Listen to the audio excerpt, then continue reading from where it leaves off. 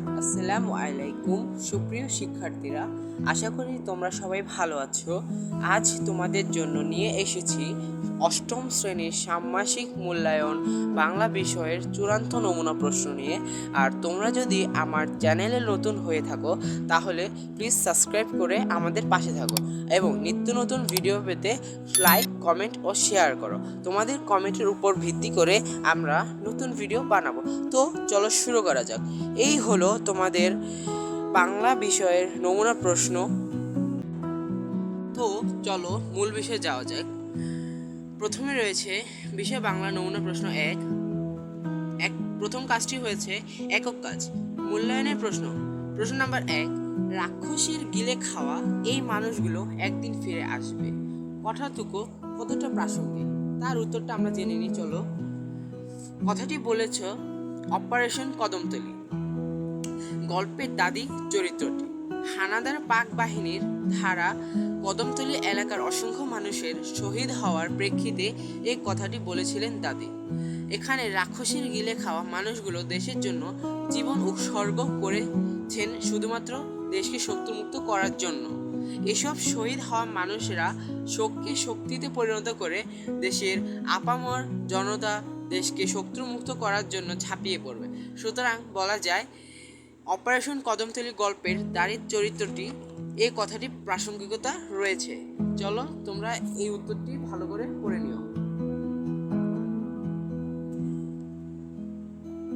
তো চলো পরের প্রশ্নে যাওয়া যাক। প্রশ্ন 2, পাবে কি করে?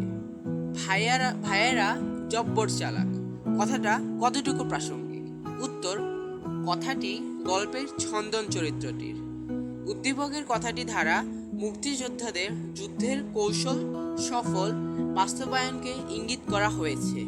মুক্তিযোদ্ধারা শত্রু বাহিনীর উপর অতর্কিতভাবে হামলা করে কেউ চাষি, কেউ মাঝি, কেউ জেলেদের মতো সাধারণ মানুষের সাথে মিশে গিয়েছে।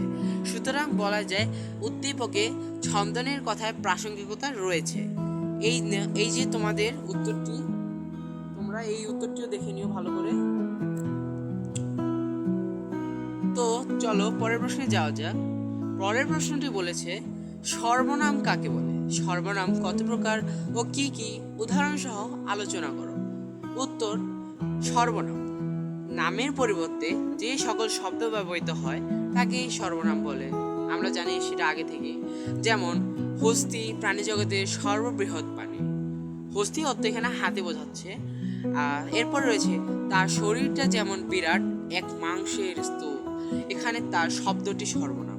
এখানে তার বলেছে তো আমরা প্রথমে পড়েছি নামের পরিবর্তে, তো এখানে নামের পরিবর্তে তার বোঝানো হয়েছে, তাই তার শব্দটি সর্বনাম। এই যে দেখো, দেন সর্বনাম কত প্রকার? সর্বনাম হচ্ছে 3 প্রকার।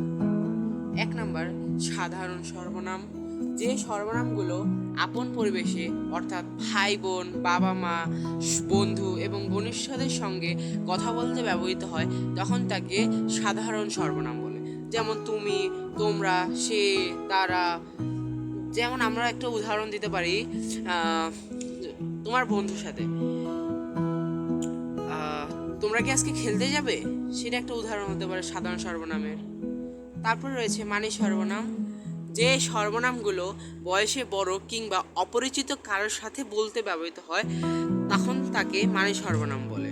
যেমন তোমার গুরুজন, যেমন তোমার শিক্ষক, তুমি কি তাদেরকে তুমি হচ্ছে আপনি, আপনারা, তিনি, তারা ইত্যাদিভাবে বলতে হবে। তারপর রয়েছে ঘনিষ্ঠ সর্বনাম। ঘনিষ্ঠ সর্বনাম হচ্ছে কারোর সঙ্গে অতি ঘনিষ্ঠতা বোঝাতে অথবা অচ্ছতাচ্ছিল্য করতে যে সর্বনাম ব্যবহৃত হয় তাকে ঘনিষ্ঠ সর্বনাম বলে। যেমন তুই, তোরা, ও, ওরা ইত্যাদি। তুমি হচ্ছে তোমার পুরো ক্লোজ ফ্রেন্ড যারা, তাদেরকে তুই, তোরা, ও, ওরা করে বলতে পারবে। আশা করি এই ভিডিওটির মাধ্যমে তোমরা অনেক উপকৃত হয়েছো। আর আমরা চূড়ান্ত প্রশ্ন হাতে পেলে অবশ্যই তার উত্তর সহ এই চ্যানেলে আপলোড করব। তাই চূড়ান্ত প্রশ্ন উত্তর পেতে এই চ্যানেলটি সাবস্ক্রাইব করো। আল্লাহ হাফেজ।